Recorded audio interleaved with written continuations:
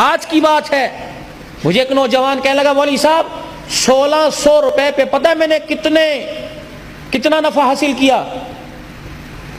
میں نے کہا کتنا بھائی؟ کہنے لگے 1600 کا سامان تھا 2500 روپے میں بیچ دیا۔ میں نے کہا کیسے؟ کہ اگلا لینے والا جاہل تھا، میں نے کیلکولیٹر کو میں کتنا بل بنا وہ دے کے چلا گیا۔ میں نے کہا تجھے پتہ ہے یہ 900 روپیہ قیامت کے دن تجھے جنت کے دروازے پر پھٹکنے بھی نہیں دے گا بھائی۔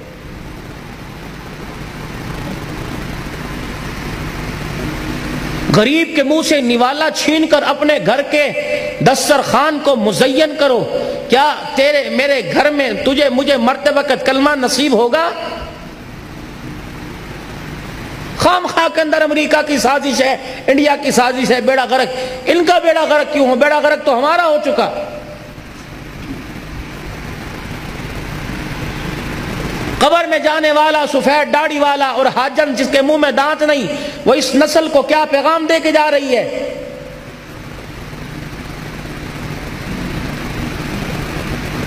ہم پھر بھی مسلمان ہیں، پوری دنیا کے اندر ہمارا چہرہ دیکھنے کو کوئی قابل نہیں، چہرہ دیکھنے کے لیے کوئی تیار کوئی نہیں، دکھانے کے قابل نہیں ہے۔ پتہ نہیں ہم کون سی مٹی کے یا پتھر کے بنے ہیں، پتہ نہیں ہمیں ہو کیا گیا۔ ہم ہر آنے والی صبح اور شام کو ہنس کے ٹال دیتے ہیں، ہاتھ پر ہاتھ رکھ کے مار کر اس کو ٹال دیتے ہیں، کل دیکھا جائے۔ کس نے کل دیکھا؟ حضرت عمر رضی اللہ تعالی عنہ، آپ نے ایک خادم مقرر کر رکھا تھا، فرمایا کہ صبح شام تو نے دروازے پہ کھڑے ہو کے زور سے کہنا عمر دنیا کی زندگی سے زیادہ موت کی تیاری کر، موت قریب ہے۔ وہ روزانہ آ کر پیغام دیتا۔ ایک دن آیا، حضرت عمر رضی اللہ عنہ سے کہنا عمر موت قریب ہے، کسی وقت بھی اچک لے گی۔ فرمایا آج آیا ہے، تیری ڈیوٹی ختم، آئندہ نہ آئیو۔ انہوں نے کہا حضرت وقت کی پابندی میں گستاخی ہوئی؟ کہ نہیں۔ کہ زور سے بولا گستاخی؟ کا نہیں۔ تو پھر مجھے کیوں منع کر دیا؟ فرمایا یہ دیکھ میری پوری کالی داڑھی میں ایک سفید بال آ گیا ہے۔ جی عمر آ گیا۔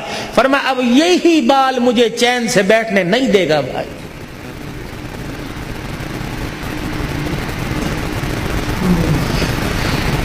میں اس بزرگ پہ رہوں نہ تو کیا کروں جو سارا دن درخت کے نیچے بیٹھ کر لوگوں کی اور ہوا کی بیٹیوں کی عزت کی دھجیاں اڑا کر گزار دیتا ہے۔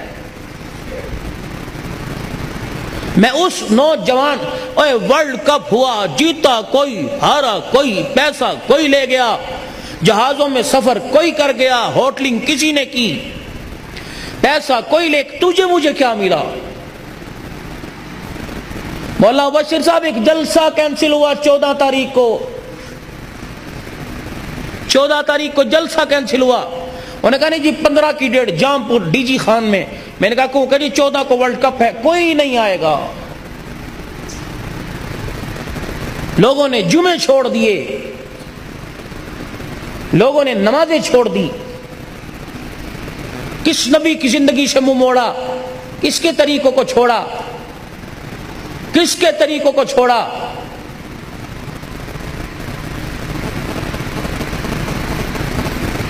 جس کو جنگل کے درندے اور پرندے پہچانتے تھے، فجر کی نماز پڑھائی، 100 بھیڑیے بغیار جانتے ہو، 100 بھیڑیے مسجد نبوی کے باہر آ کے قطار اندر قطار کھڑے ہو گئے، فجر کی نماز پڑھا کے باہر نکلے۔